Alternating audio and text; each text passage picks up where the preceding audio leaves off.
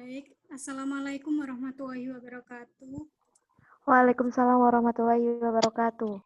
Waalaikumsalam warahmatullahi wabarakatuh. Waalaikumsalam warahmatullahi wabarakatuh. Saya Rizka Rizdianti selaku moderator yang akan memimpin jalannya presentasi kali ini, sekaligus anggota dari kelompok 2. Kelompok 2 ini akan mempresentasikan tentang manajemen publik dalam kajian kebijakan publik. Yang pertama akan dijelaskan oleh teman saya, Ainun Aini. Silakan.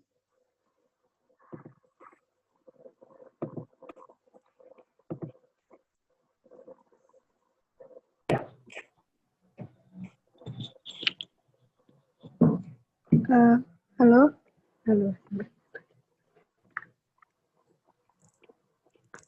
Jadi saya akan membahas tentang pengertian manajemen publik.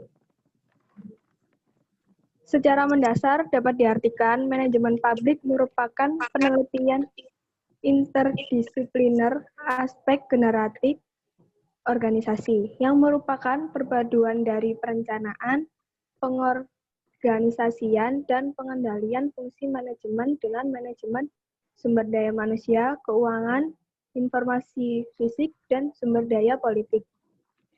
Manajemen publik tidak termasuk administrasi, tetapi juga melibatkan organisasi untuk mencapai tujuan dengan efisiensi maksimum, serta tanggung jawab asli untuk hasilnya. Nah, dari sini bisa kita simpulkan bahwa manajemen publik merupakan sebuah kinerja kompleks dari aktornya, yaitu pemerintah dan seluruh pegawainya untuk melayani publik dengan sebaik-baiknya, dan publik merasa terpenuhi semua keinginannya dengan bagusnya kinerja atau pengaturan dari dalam organisasi publik itu sendiri.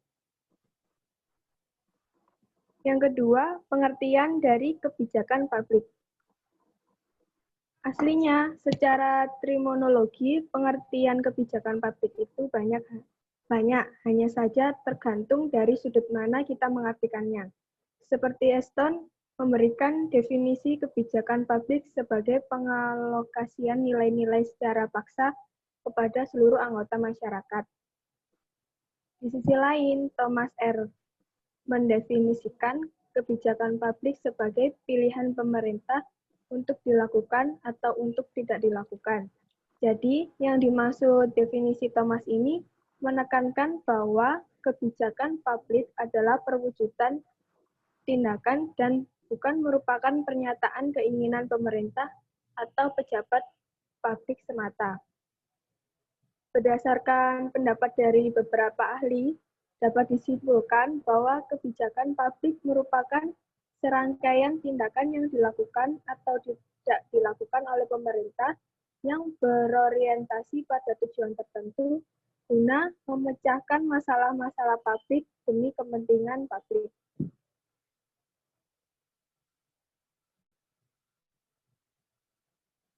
Selanjutnya,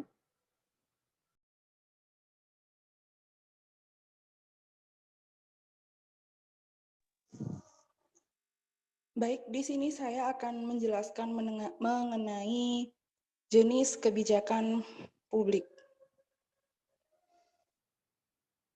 Ada 4 jenis kebijakan publik.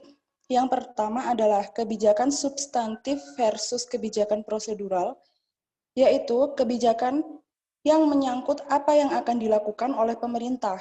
Sedangkan kebijakan prosedural adalah bagaimana kebijakan substantif tersebut dapat dijalankan. Yang kedua adalah kebijakan distributif versus kebijakan regulatori versus kebijakan redistributif. Kebijakan distributif menyangkut distribusi pelayanan atau kemanfaatan pada masyarakat atau individu. Kebijakan regulatori merupakan kebijakan yang berupa pembatasan atau pelarangan terhadap perilaku individu atau kelompok masyarakat. Sedangkan kebijakan redistributif merupakan kebijakan yang mengatur alokasi kekayaan, pendapatan, pemilikan, atau hak-hak di antara berbagai kelompok dalam masyarakat. Yang ketiga adalah kebijakan material versus kebijakan simbolik. Kebijakan material adalah kebijakan yang memberikan keuntungan sumber daya komplit pada kelompok sasaran. Sedangkan kebijakan simbolis adalah kebijakan yang memberikan manfaat simbolis pada kelompok sasaran. Yang keempat adalah kebijakan yang berhubungan dengan barang umum atau public goods dan barang privat atau private goods. Kebijakan public good adalah kebijakan yang mengatur pemberian barang atau pelayanan publik, sedangkan kebijakan private good adalah kebijakan yang mengatur penyediaan barang atau pelayanan untuk pasar bebas.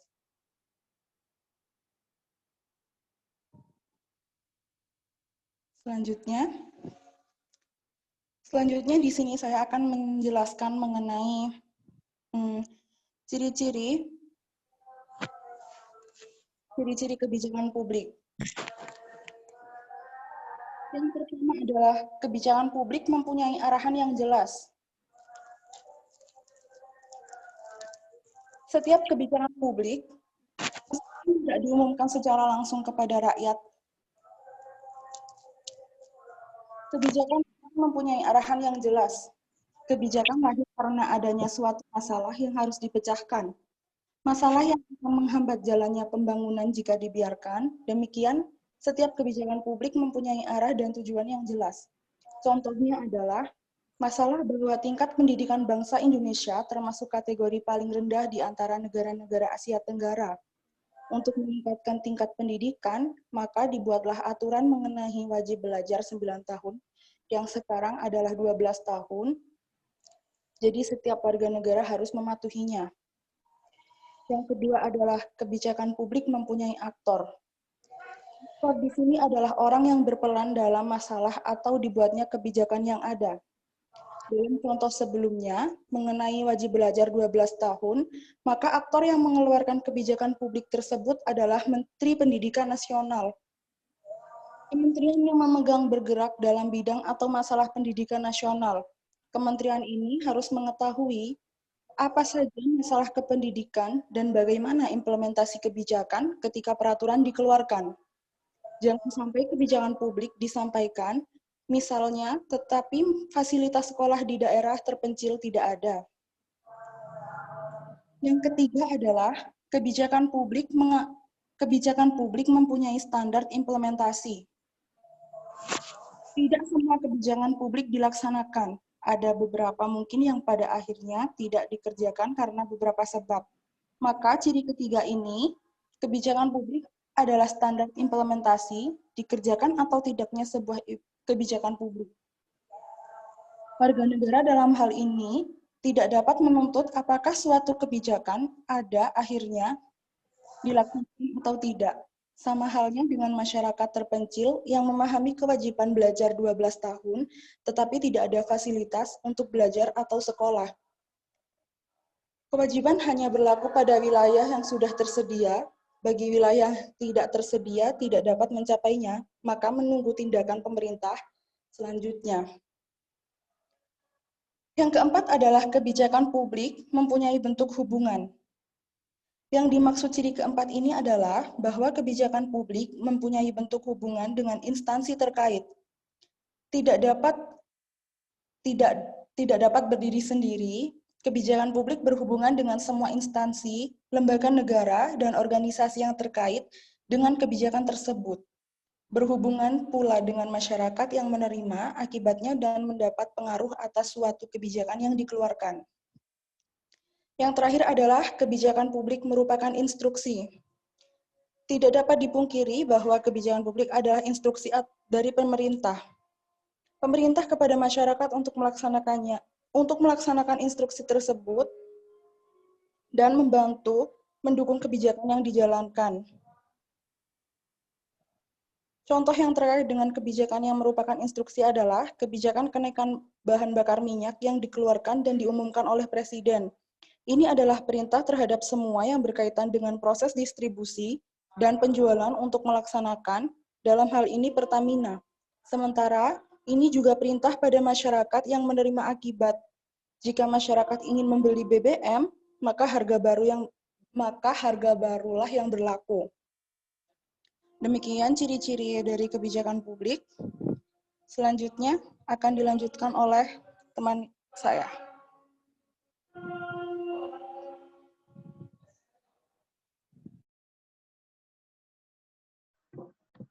Pentingnya kajian kebijakan publik dalam manajemen publik. Pentingnya kajian kebijakan publik dalam manajemen publik adalah karena kebijakan publik menjadi fokus dalam ilmu administrasi negara, di mana fokus dari ilmu administrasi negara itu adalah efektivitas dan efisiensi dalam ilmu administrasi negara. Kebijakan publik itu berasal dan dibuat oleh pemerintah sebagai fungsi dinamis dari negara yang ditujukan untuk menciptakan efektivitas dan efisiensi pelaksanaan tugas-tugas manajemen publik maupun pemerintahan dan kenegaraan. Kebijakan publik akan dijalankan oleh birokrasi pemerintah. Fokus utama kebijakan publik adalah pelayanan publik, sehingga kebijakan publik menjadi kajian penting dalam manajemen publik dan ilmu administrasi negara.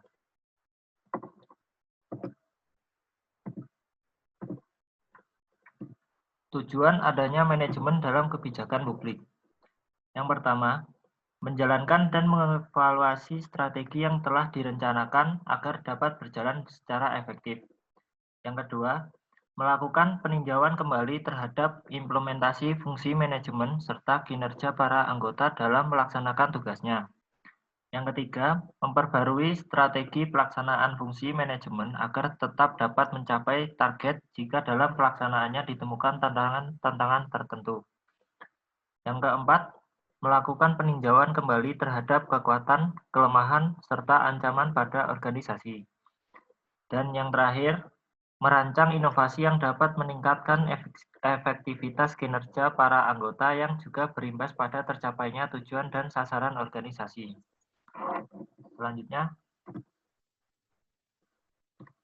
Selanjutnya, tahap-tahap kebijakan publik. Yang pertama ada penyusunan agenda. Penyusunan agenda ini adalah sebuah fase dan proses yang sangat strategis dalam realitis kebijakan publik. Dalam proses inilah memiliki ruang untuk memaknai apa yang disebut sebagai masalah publik dan prioritas dalam agenda publik. Yang kedua ada formulasi kebijakan. Masalah yang sudah masuk dalam agenda kebijakan kemudian dibahas oleh para pembuat kebijakan.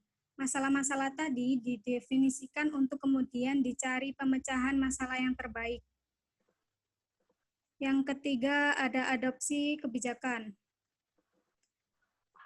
Pada tahap ini, tujuan legitimasi adalah untuk memberikan otorisasi pada proses dasar pemerintahan.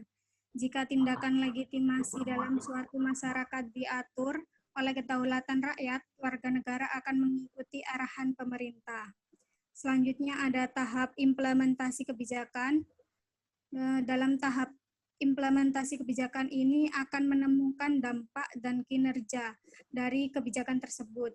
Di sini akan ditemukan apakah kebijakan yang dibuat itu sudah mencapai tujuan yang diharapkan atau tidak. Selanjutnya ada evaluasi kebijakan. Evaluasi kebijakan ini dapat dikatakan sebagai kegiatan yang menyangkut estimasi atau penilaian kebijakan yang menyangkut substansi, implementasi, dan dampak. Dalam hal ini, evaluasi dipandang sebagai suatu kegiatan fungsional, yang artinya evaluasi kebijakan tidak hanya dilakukan pada tahap akhir saja, melainkan dilakukan dalam seluruh proses kebijakan. Selanjutnya ada faktor-faktor yang mempengaruhi pembuatan kebijakan. Pembuatan kebijakan dipengaruhi oleh beberapa faktor. Yang pertama, adanya pengaruh dari kelompok luar. Lingkungan sosial dari para pembuat keputusan atau kebijakan juga berperan besar. Selanjutnya ada pengaruh keadaan masa lalu. Maksud dari faktor ini adalah bahwa pengalaman latihan dan pengalaman sejarah pekerjaan yang terdahulu berpengaruh pada pembuatan kebijakan atau keputusan. Selanjutnya adanya pengaruh sifat-sifat pribadi. Berbagai keputusan atau kebijakan yang dibuat oleh para pembuat keputusan atau kebijakan banyak dipengaruhi oleh sifat-sifat pribadinya. Sifat pribadi merupakan faktor yang berperan besar dalam penentuan keputusan atau kebijakan. Selanjutnya adanya pengaruh kebiasaan lama. Kebiasaan lama organisasi yang sebagaimana dikutip oleh Nigro disebutkan dengan istilah sang pos, seperti kebiasaan investasi modal yang hingga saat ini belum profesional dan terkadang amat birokratik, cenderung akan diikuti kebiasaan itu oleh para administrator. Kebiasaan lama tersebut sering secara terus-menerus pantas untuk diikuti, terlebih kalau suatu kebijakan yang telah ada tersebut dipandang memuaskan.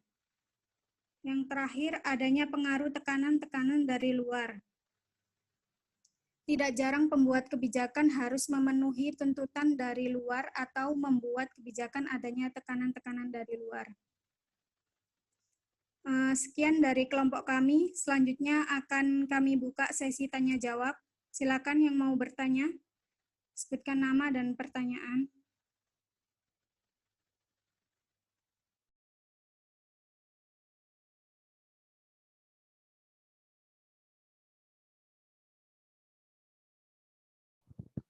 Mbak, saya mau bertanya.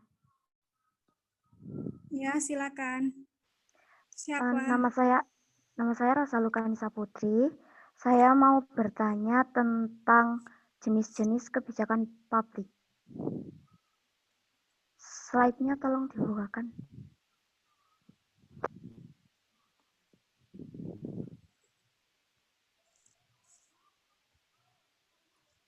Miko. Baik.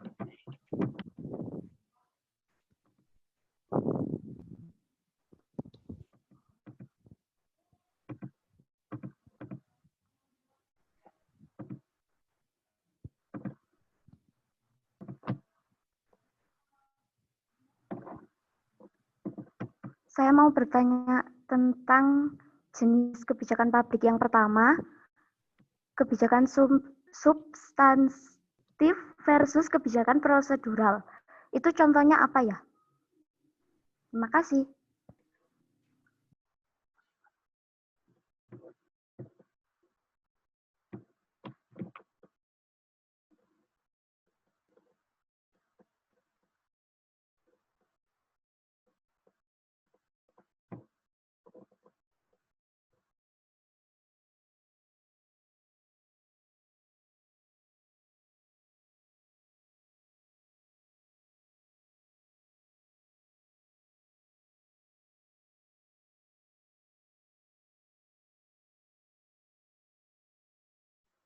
Apa ada yang ditanyakan lagi?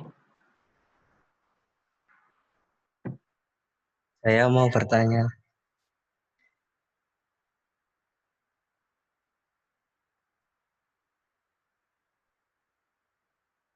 Ya, Mas Andika.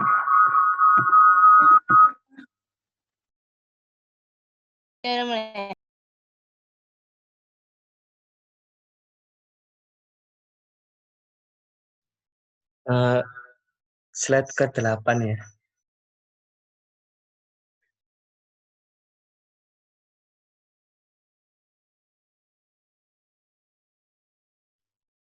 Nah, di situ dikatakan bahwa memperbarui strategi pelaksanaan fungsi manajemen agar tetap dapat mencapai target. Jika dalam pelaksanaannya ditemukan tantangan-tantangan tertentu.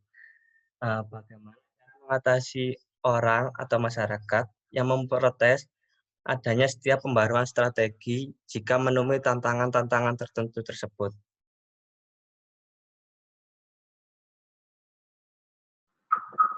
Baik, terima kasih pertanyaannya.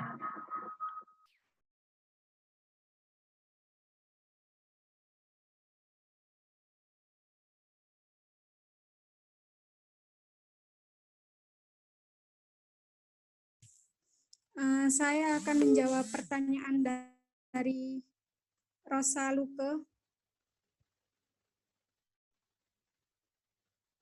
Mbak Rosa. Iya, Mbak. Tadi pertanyaannya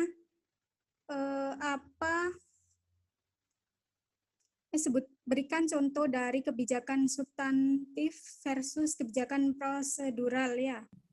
Iya. Contohnya yaitu contoh kebijakan prosedural adalah undang-undang atau peraturan atau ketetapan yang mengatur mengenai pembentukan suatu badan administratif tertentu serta kewenangan dan proses yang dimilikinya, misalnya UU BPJS.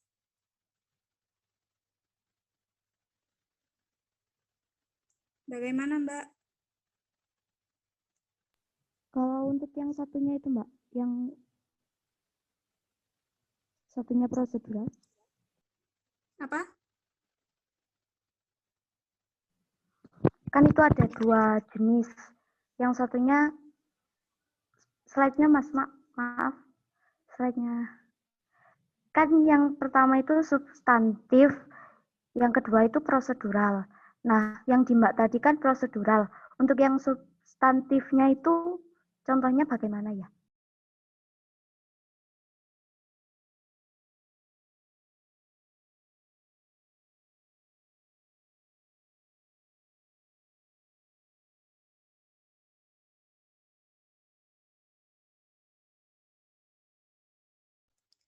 Untuk yang kebijakan substantif itu mengalokasikan keuntungan dan kerugian maupun biaya dan manfaatnya langsung kepada masyarakat, misalnya UU SJSN.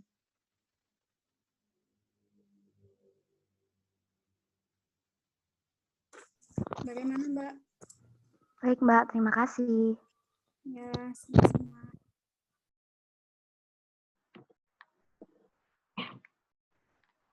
Saya akan menjawab pertanyaan dari Andika.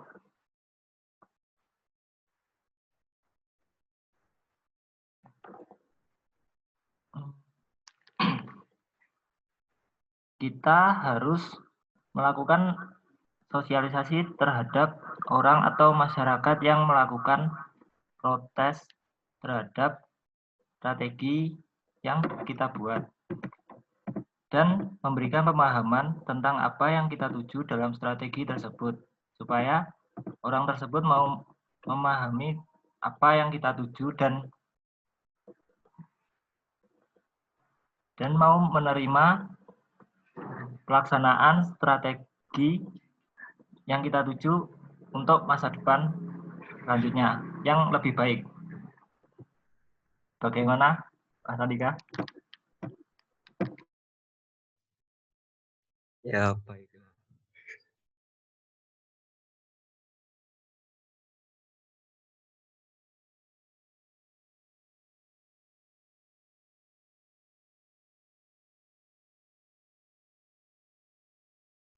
Mungkin ada yang ingin bertanya lagi. Silakan yang mau bertanya.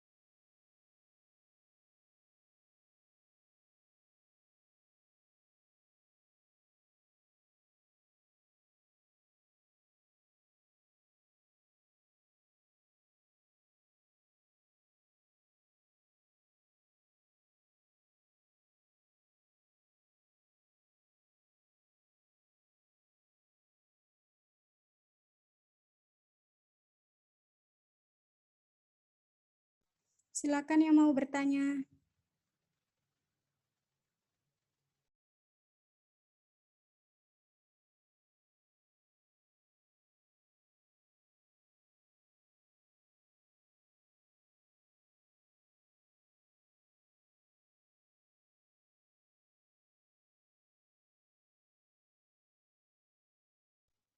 Baik, Mungkin itu saja yang dapat kami presentasikan. Kurang lebihnya mohon maaf.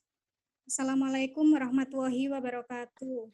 Waalaikumsalam warahmatullahi wabarakatuh. wabarakatuh.